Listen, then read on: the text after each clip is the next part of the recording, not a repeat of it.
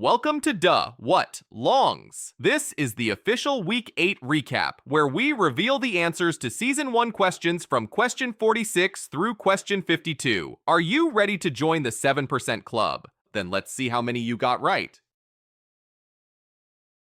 Only 7% of people get this right.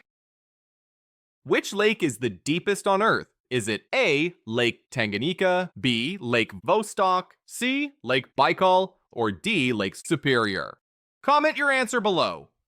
It's not Lake Superior, the largest of the Great Lakes and one of the biggest freshwater lakes by surface area, but its depth doesn't come close to the world record. Superior is massive across, but not down. It's not Lake Vostok. This mysterious lake sits buried under more than 2 miles of Antarctic ice. While it's incredibly remote and scientifically fascinating, its measured depth still isn't the deepest we've found. Think you're 7% club material? Subscribe and prove it tomorrow. And it's not Lake Tanganyika, although this one is very deep, the second deepest in the world, stretching down nearly a mile. But there is one lake on Earth that plunges even farther. The correct answer is Lake Baikal. Located in Siberia, Lake Baikal is the deepest lake on the planet, reaching down about 5,387 feet, over a full mile deep. It's also the oldest and clearest large lake on Earth, and it holds more fresh water than any other lake, about 20% of the world's unfrozen supply. Missed this one? Catch today's question. Links pinned in the comments. Remember, if you don't comment your answer for the current short before the next short is released, we can't count it. So don't just think it, comment, and join the 7% club. Only 6% of people get this right. Which war ended with the Treaty of Versailles? Is it A, World War I, B, World War II, C, the Franco-Prussian War, or D, the Napoleonic Wars? Comment your answer below. It's not the Napoleonic Wars. Those ended more than a century earlier, in 1815, after the defeat of Napoleon at Waterloo. Important to European history, yes, but not connected to the treaty we're talking about here. It's not the Franco-Prussian War. That conflict wrapped up in 1871, leading to the unification of Germany under Prussian leadership. A major turning point in European power, but the Treaty of Versailles had nothing to do with this war. Think you're 7% club material? Subscribe and prove it tomorrow. And it's not World War II. That war ended with a series of agreements, including the Potsdam Declaration and Japan's surrender in 1945. The Treaty of Versailles predates all of that by decades. The correct answer is World War I. Signed in 1919, the Treaty of Versailles officially ended WWI and placed heavy penalties and territorial losses on Germany. It redrew borders, created new nations, and set the geopolitical stage for much of the 20th century, including some of the tension that eventually led to World War II. Missed this one? Catch today's question. Links pinned in the comments. Did you get it right? Only correct comments left before the next short is released counts toward the 7% club, so don't miss your shot to join the 7% club. Only 5% of people get this right. Which particle has a negative charge? Is it A, a proton, B, a neutron, C, an electron, or D, a photon? Comment your answer below. It's not the photon. Photons are particles of light, and they don't carry any electric charge. They travel at the speed of light and power everything from lasers to the glow of your phone screen, but they aren't charged particles. It's not the neutron. As the name suggests, neutrons are neutral. They have no charge at all. Their job is to add mass and stability to the nucleus, not to attract or repel electric fields. Think you're 7% club material? Subscribe and prove it tomorrow. And it's not the proton, that's the particle with a positive charge found in the nucleus of an atom. Protons help determine an element's identity, but they definitely aren't the negatively charged ones. The correct answer is the electron. Electrons carry a negative charge and orbit the nucleus of an atom. Their movement is what creates electricity, chemical bonds, and almost all of the technology we use today. From powering circuits to forming molecules, electrons are the tiny particles that make the modern world possible. Missed this one? Catch today's question. Links pinned in the comments. We had some great guesses this round, but if you didn't comment, it doesn't count. No comment means no recognition. Want your name in the 7% club next week? You know what to do? Only 4% of people get this right. Who played Jack in Titanic? Was it A. Brad Pitt, B. Matt Damon, C. Leonardo DiCaprio, or D. Tom Cruise? Comment your answer below.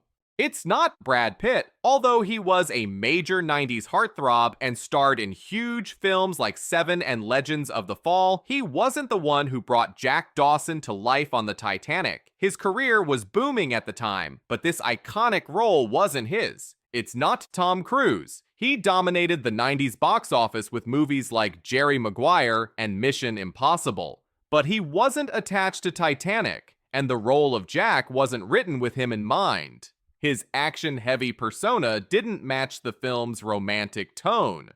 Think you're 7% club material? Subscribe and prove it tomorrow.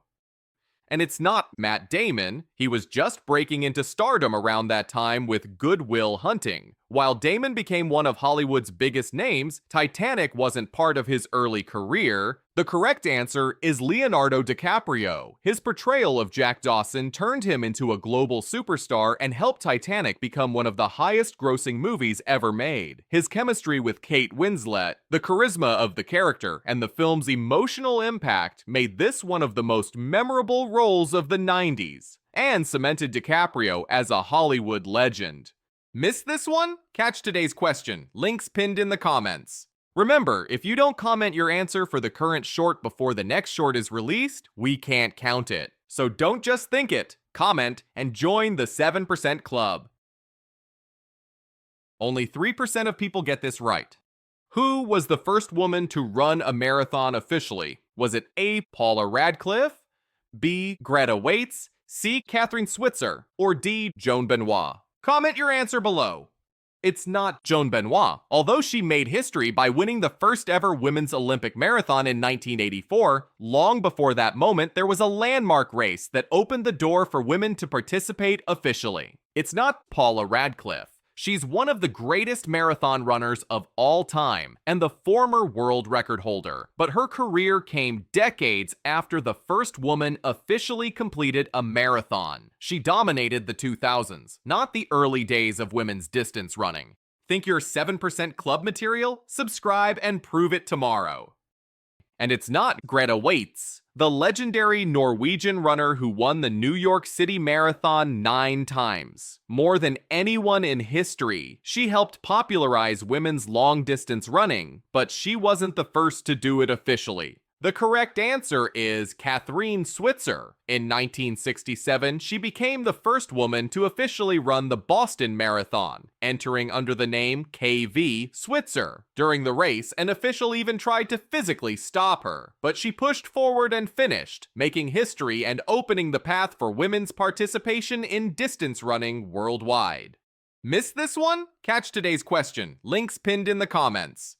Did you get it right? Only correct comments left before the next short is released counts toward the 7% club, so don't miss your shot to join the 7% club. Only 2% of people get this right. Which film was Michael B. Jordan's breakout role? Was it A. Fruitvale Station, B. Creed, C. Black Panther, or D. Chronicle? Comment your answer below. It's not Creed. While he delivered an incredible performance as Adonis Creed that launched a major franchise, this wasn't the movie that first put him on the map. By the time Creed came out, he was already earning serious attention. It's not Black Panther, even though his role as Killmonger became one of the most celebrated villains in the MCU. This was years after he had already proven himself as a lead actor. Black Panther made him iconic, but not breakout. Think you're 7% club material? Subscribe and prove it tomorrow. And it's not Chronicle. This sci-fi thriller helped introduce him to wider audiences, and he stood out among the cast, but it wasn't the performance that defined his rise or made critics take notice.